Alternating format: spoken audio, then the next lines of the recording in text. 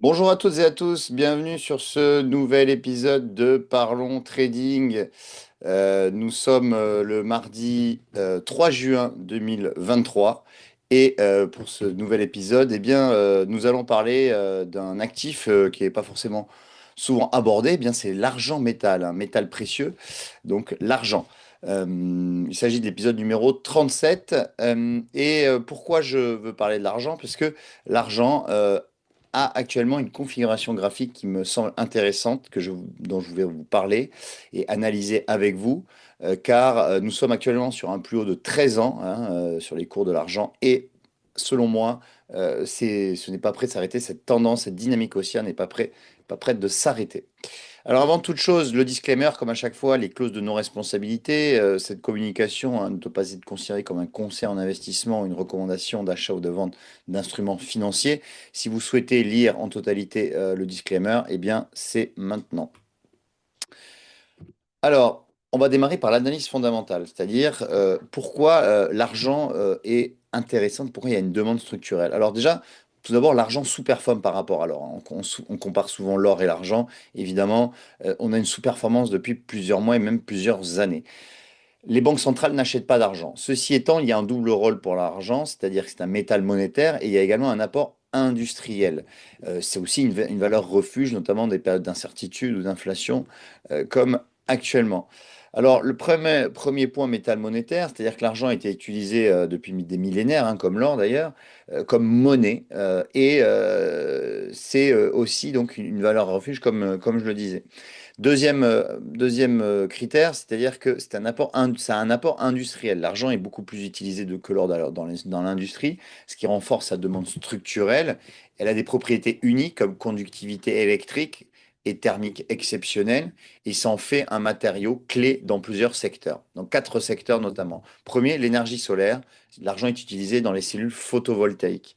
Ensuite, dans les batteries, les véhicules électriques, hein, on ne va pas revenir dessus, mais effectivement, les nouvelles générations de batteries eh bien, utilisent de plus en plus de l'argent, hein, métal, les semi-conducteurs et électroniques, et la santé également. Donc voilà les quatre secteurs dans lesquels l'argent est utilisé et a une demande structurelle. On va passer maintenant à l'analyse technique, puisque c'est ce qui nous intéresse, c'est le but, hein, enfin c'est le cœur de ce podcast. Je vais partager dans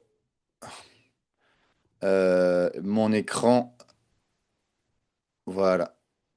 Donc, l'argent, premièrement, vous voyez donc sur du long terme que donc on est sur un graphique d'une quinzaine d'années. On a atteint, je vais le tracer tout de suite, un plus haut historique ici, ici donc à 49, on va dire quasiment 50 dollars, donc c'est 49,68. Donc on a atteint en avril 2011.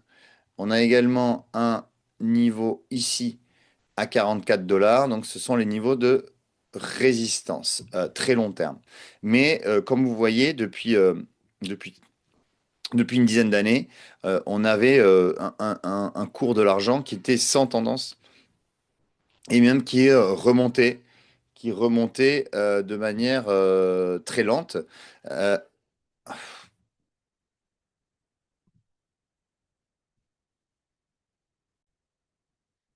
Voilà, donc on a une reprise lente, mais assez marquée des cours de l'argent. Et on voit que actuellement, alors je vais tracer également, voilà, on est en train de tester un niveau de résistance qu'on avait vu en octobre 2024, qui est aux alentours des 34,50 €. Pardon, c'est des dollars, hein, pardon. Si je dis euros, c'est des dollars, 34,50 $. Et on est actuellement en train de le tester. Alors maintenant, comme à chaque fois, je vais zoomer hein, pour me mettre en daily, pour voir un petit peu où on en est. Euh, et effectivement, ce qui est bien avec les cours de l'argent, c'est que on a une configuration graphique qui est assez propre. Vous voyez, voilà, on a par exemple ce niveau de support ici, donc support en vert, résistance en rouge. Vous voyez, niveau de résistance. Donc c'est un ancien niveau de résistance qui est devenu support par principe de polarité. On est venu le tester à deux reprises et on a rebondi. Là, ici, récemment aussi, on avait ce niveau de support euh, à, aux alentours des 28,70 $ lorsqu'on a eu la baisse assez sensible lors des droits de douane, on est venu tester ce support et on a rebondi. Maintenant, on est dans une figure, donc une figure que j'apprécie bien. Je vais la tracer en bleu. C'est un triangle ascendant. Donc vous voyez, donc vous avez ici, alors voilà, premier, là, c'est la zone de résistance et vous avez une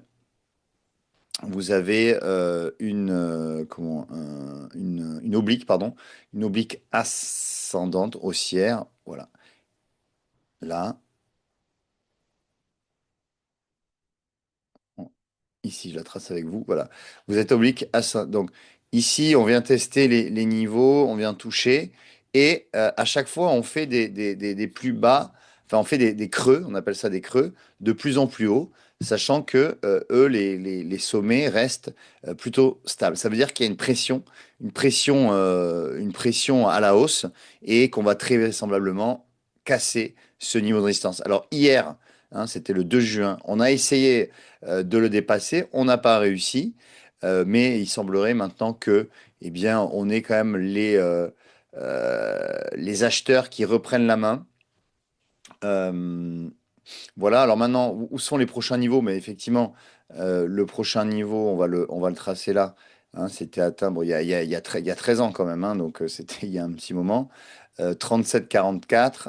Voilà, on va dire que ça, c'est le prochain objectif, 37,44. Et après, évidemment, on aura 44 et 50, 40, enfin, on va dire 40, 49,68 en objectif, mais sur du plus long terme. Toujours est-il que euh,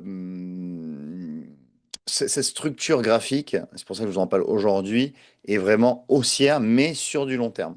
Hein, on va pas, les cours de l'argent, c'est pas des cours où on va prendre 10% en une journée. Non, c'est plutôt comment dire, peu volatile, mais en même temps, on voit que on a cette structure haussière qui est en train de se former et ça peut être intéressant donc de rentrer. Alors maintenant, effectivement, à quel niveau? Alors, si le cours revenait, on a un petit niveau de support intermédiaire ici, vous voyez, on a de ce niveau de support intermédiaire à 31, on va dire 31,50, la zone, hein, 31,60. Voilà, si on revenait tester 31,65, 31,70, ça serait un très bon point d'entrée à l'achat pour eh bien, viser, comme je l'ai dit, un retour à 34,50 ou 37,44. Maintenant, ce scénario s'invaliderait, évidemment, hein, c'est pas une science exacte. Évidemment, ce scénario s'invaliderait si on revenait eh bien, sous ce niveau, sous les 28. 74, eh bien, on aurait effectivement ce scénario haussier qui s'invaliderait. Voilà, donc je résume. Euh, donc triangle ascendant qui se met en place et qui devrait être dépassé. Premier niveau 37 44. Et d'ailleurs, oui, j'avais oublié de vous dire qu'on pouvait aussi tester la hauteur voilà, du triangle ici. Donc cette hauteur, hop, vous pouvez la reporter. Voilà, vous la reportez sur la cassure et ça nous donne un niveau à 41. Donc 41 aussi, ça peut être un objectif, hein, évidemment. Voilà. Si on venait, si on venait à dépasser les 37,50, 41, qui correspond à la hauteur du triangle, pourrait être un objectif sur l'argent avant, évidemment, d'aller vers les 44 ou les 49.